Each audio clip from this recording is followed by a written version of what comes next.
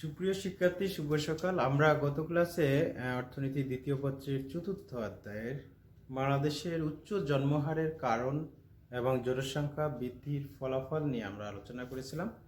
আজকে আমরা আলোচনা করব জনসংখ্যা সম্পর্কে যে সব জনসংখ্যা তত্ত্ব রয়েছে তারই একটি গুরুত্বপূর্ণ তত্ত্ব ম্যালথাসের জনসংখ্যা তত্ত্ব নিয়ে আমরা আলোচনা করব।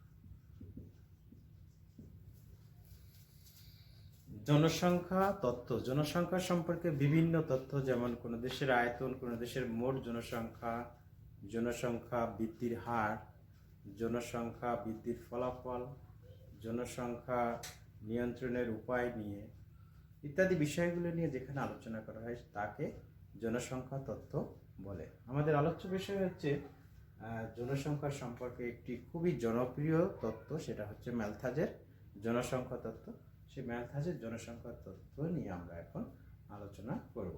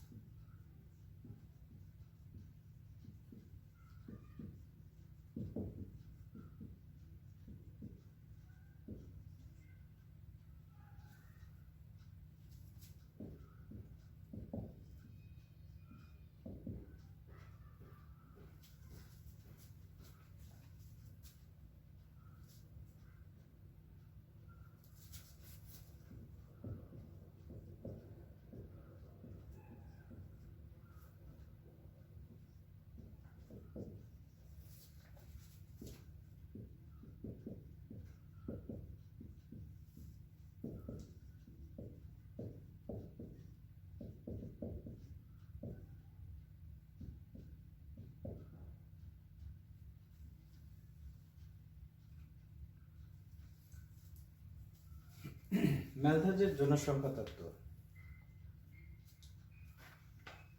অষ্টাদশ শতাব্দীর শেষ দিকে 1798 খ্রিস্টাব্দে ইংল্যান্ডের বিখ্যাত একজন ধর্মযাজক ও অর্থনীতিবিদ, তার একটা বিখ্যাত গ্রন্থ an essay on the principle of population, এই গ্রন্থের জনসংখ্যা সম্পর্কে তিনি যে বক্তব্য প্রদান করেন তার নাম অনুসারে এই তত্ত্বের নাম দেওয়া হয়েছে ম্যালথাসের জনসংখ্যা তত্ত্ব। আমি আবারও বলছি, যে অষ্টাদশ শতাব্দীর শেষ দিকে 1798 সালে ইংল্যান্ডের বিখ্যাত একজন ধর্মযাজক ও অর্থনীতিবিদ তার বিখ্যাত একটা গ্রন্থ an essay on the principal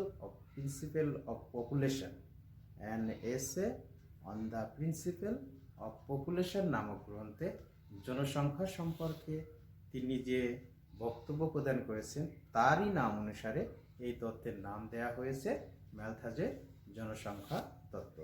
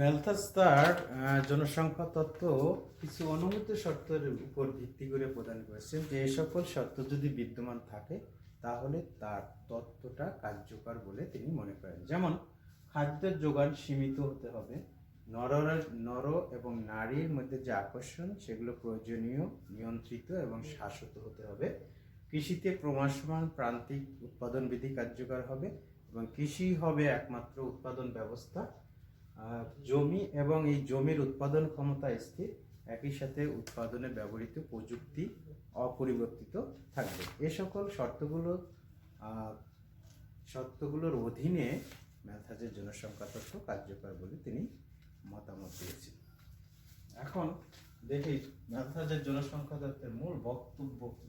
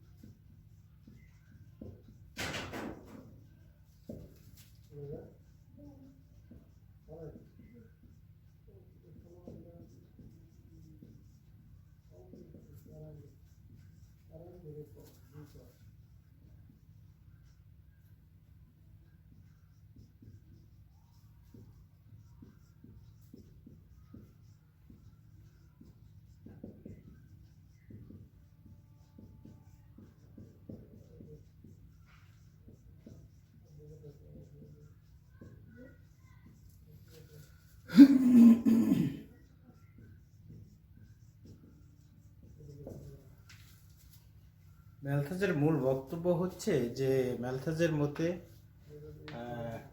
জনসংখ্যা বাড়ে জ্যামিতিক হারে 1, 2, 4, 8, 16 অর্থাৎ লাফায় লাফায় জনসংখ্যা বৃদ্ধি পায় এবং খাদ্য উৎপাদন বাড়ে গাণিতিক হারে ধীর গতিতে, যেমন 1, 2, 3, 4, 5।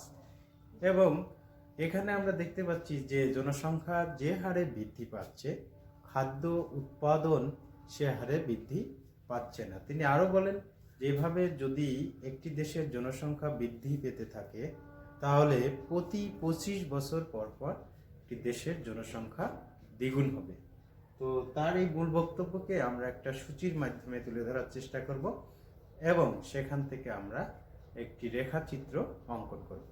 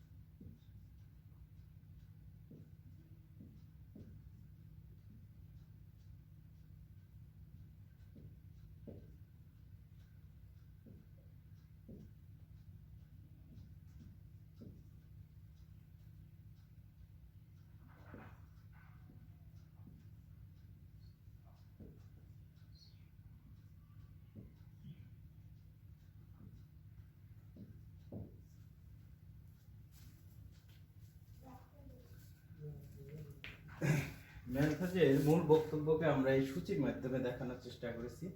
প্রথমে আমরা সময় আমরা বছর হিসাবে দেখেছি যে 0, 25 বছর, 50, 75, 100 এভাবে ধারাবাহিকভাবে গিয়েছে প্রতি 25 বছর পর পর। জনসংখ্যা বৃদ্ধির জ্যামিতিক হার 1, 2, 4, 8, 16 এভাবে লাফায় লাফায় অর্থাৎ ডাবল অতিক্রম করছে। একইভাবে খাদ্য উৎপাদন ধীর গতিতে যাচ্ছে 1, 2, 3, 4, 5 এভাবে 13 পর্যন্ত। এটাকে এখান থেকেও আমরা দেখতে পাচ্ছি যে খাদ্য উৎপাদন যে হারে বৃদ্ধি পাচ্ছে, জনসংখ্যা বৃদ্ধির হার তার চেয়ে অনেক বেশি। খাদ্য উৎপাদন ধারাবাহিকভাবে বৃদ্ধি পাচ্ছে, কিন্তু জনসংখ্যা বৃদ্ধির হার ডাবল হয়ে অর্থাৎ লম্পন গতিতে জনসংখ্যা বৃদ্ধি পাচ্ছে। এটাকে আমরা একটা চিত্রের মাধ্যমে উপস্থাপন করার চেষ্টা করব।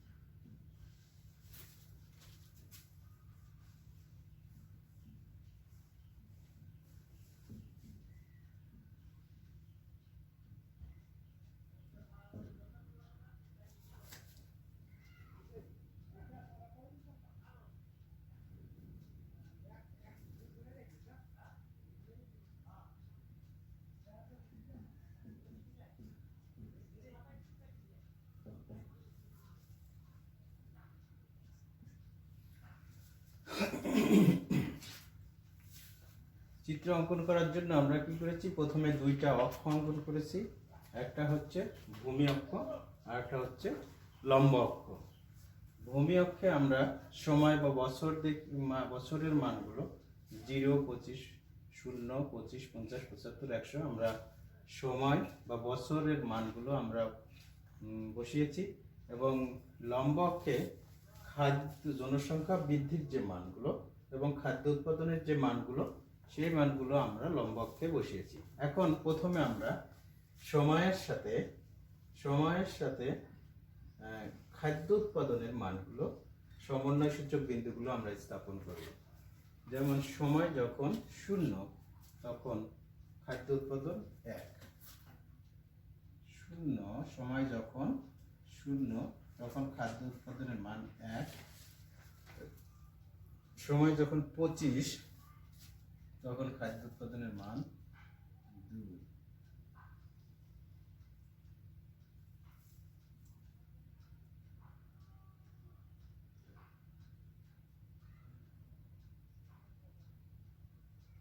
এখানে একটা বিন্দু পাবো, সময় যখন 50 তখন খাদ্য উৎপাদন 3,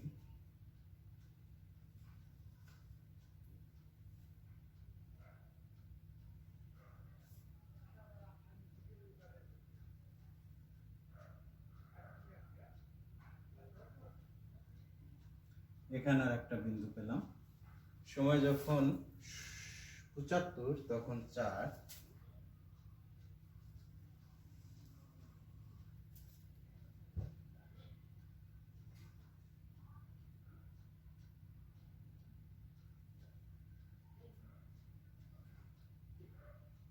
এখানে আর একটা বিন্দু পেলাম, সময় যখন 100 বছর তখন 5,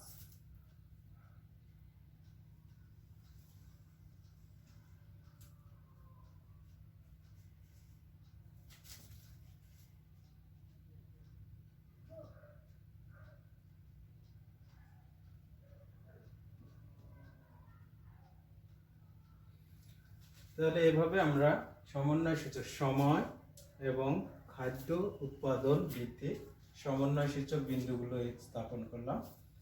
এই বিন্দুগুলো যোগ করে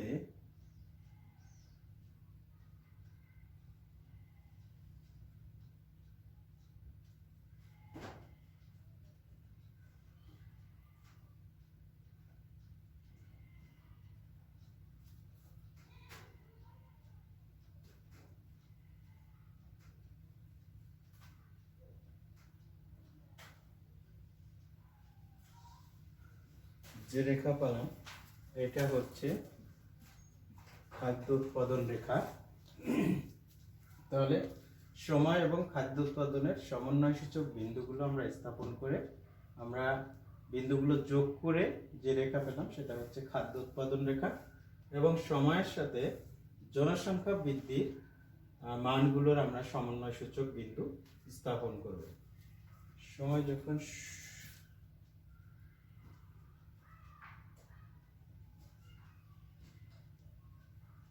0 তখন জনসংখ্যা বৃদ্ধির হার 1, সময় যখন 2, 25 বছর তখন জনসংখ্যা বৃদ্ধির হার 2, সময় যখন 50 তখন 4।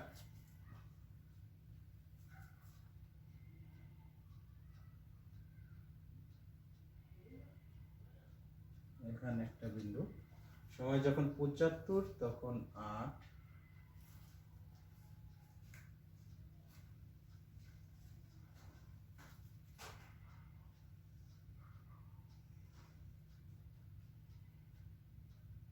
এভাবে আর একটা বিন্দু পাবো, সময় যখন 100 তখন 16।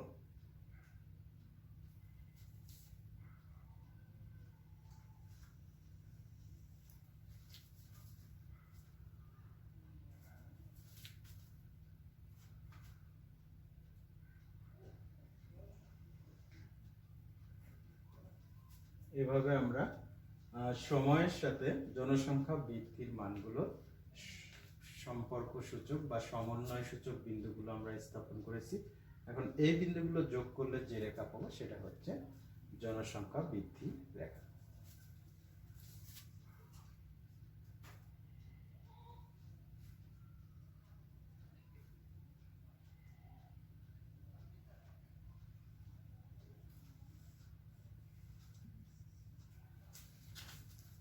তাহলে আমাদের চিত্র হয়ে গেল যে আমরা সময়ের সাথে খাদ্য উৎপাদনের সমন্বয় সূচক বিন্দুগুলো স্থাপন করে যোগ করে যে রেখা পেয়েছি সেটা হচ্ছে খাদ্য উৎপাদন রেখা। সময়ের সাথে জনসংখ্যা বৃদ্ধির মানগুলো সমন্বয় সূচক বিন্দুগুলো যোগ করে আমরা যে রেখা পেয়েছি সেটা হচ্ছে জনসংখ্যা বৃদ্ধি রেখা। তাহলে এখান থেকে আমরা দেখতে পাচ্ছি যে জনসংখ্যা যে হারে বৃদ্ধি পাচ্ছে খাদ্য উৎপাদন সে হারে বৃদ্ধি পাচ্ছে না, কারণ জনসংখ্যা বৃদ্ধির হারের রেখাটা খাদ্য উৎপাদন বৃদ্ধি হারের রেখার উপরে অবস্থান করছে। সুতরাং চিত্র থেকে স্পষ্ট যে জনসংখ্যা যে হারে বৃদ্ধি পাচ্ছে খাদ্য উৎপাদন সে হারে বৃদ্ধি পাচ্ছে না, যেটা ম্যালথাজের মূল বক্তব্যে ফুটে উঠেছে। একই সাথে যে এভাবে যদি জনসংখ্যা একটি দেশে বাড়তে থাকে খাদ্য উৎপাদনের তুলনায়, তাহলে প্রতি 25 বছর পরে দেখা যাবে যে ওই দেশের জনসংখ্যা দ্বিগুণ হবে। এখন এই জনসংখ্যা প্রতিরোধমূলক ব্যবস্থা, জনসংখ্যা কিভাবে প্রতিরোধ হবে বা কিভাবে সমন্বয় হবে সেটা ম্যালথাস দেখিয়েছেন, আমরা একটু দেখি।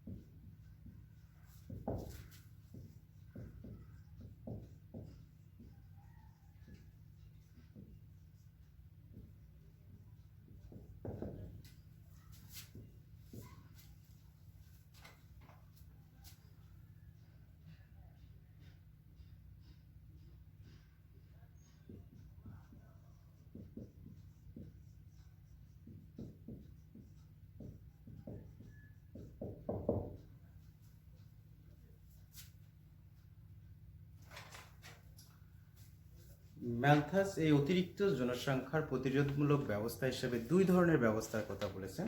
তার একটি হচ্ছে প্রাকৃতিক নিরোধমূলক ব্যবস্থা, যে এভাবে যদি জনসংখ্যা জ্যামিতিক হারে বাড়ে এবং খাদ্য গাণিতিক হারে বাড়ে তাহলে একটা পর্যায়ে গিয়ে অতিরিক্ত জনসংখ্যার চাপ প্রকৃতি বহন করতে পারবে না, তখন প্রকৃতি নিজেই এর প্রতিরোধমূলক ব্যবস্থা হিসাবে গ্রহণ করে থাকবে। যেমন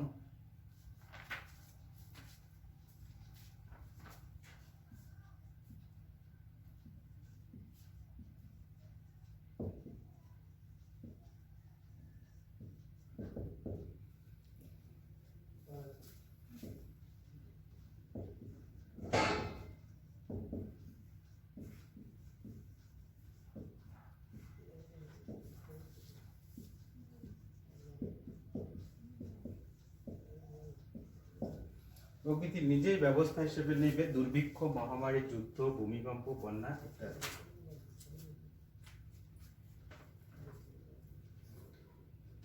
দুই নম্বরে হচ্ছে নিবারণমূলক ব্যবস্থা।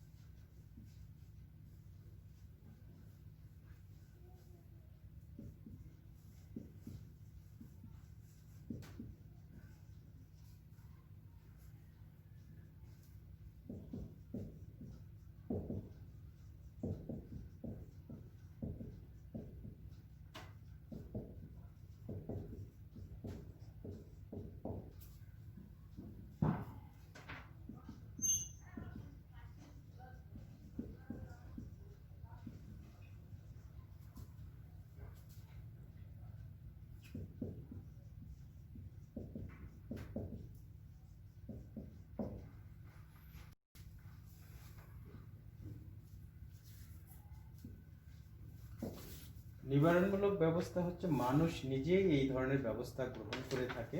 জনসংখ্যা নিয়ন্ত্রণের জন্য ম্যালথাস যে দুই ধরনের ব্যবস্থার কথা বলেছেন, একটা হচ্ছে প্রকৃতি নিরোধ, যেটা আমরা বললাম যে প্রকৃতি নিজেই ব্যবস্থা গ্রহণ করে থাকে, যেমন দুর্ভিক্ষ, মহামারী, যুদ্ধ, বন্যা, ঘূর্ণিঝড় ইত্যাদি। এবং নিবারণমূলক ব্যবস্থা হচ্ছে মানুষ নিজেই এই ব্যবস্থা গ্রহণ করে থাকে, এই জন্য এটাকে নিবারণমূলক ব্যবস্থা বলা হচ্ছে। যেমন যৌন সংযম, পরিবার পরিকল্পনা গ্রহণ এবং বিলম্ব বিবাহ এবং নৈতিক বাধা ইত্যাদির মাধ্যমে মানুষ নিজেই অতিরিক্ত জনসংখ্যাকে নিয়ন্ত্রণে নিয়ে আসার চেষ্টা করবে।